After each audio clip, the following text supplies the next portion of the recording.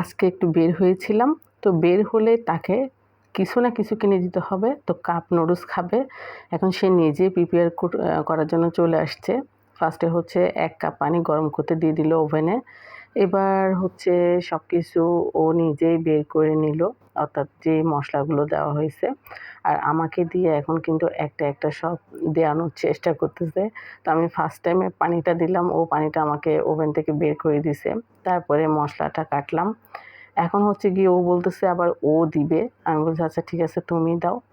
এইবার কিন্তু ওই সবকিছু দিচ্ছে। তো এই তো একদম আবারও একটু গরম পানি দিয়ে নাড়াচাড়া করে এবার ১০-১৫ মিনিটের জন্য রেখে দিচ্ছে। ১০-১৫ মিনিট পরে চলে আসলাম আমরা। পানিটা একেবারে নিচের দিকে চলে গেছে, অর্থাৎ অনেকটা পরিমাণ পানি শোষণ করে নিছে নুডলসে।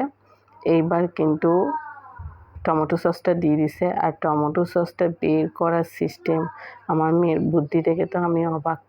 আচ্ছা যাই হোক, এখন হচ্ছে খুব ভালো মতো নাড়াচাড়া করে এবার খাওয়ার পালা।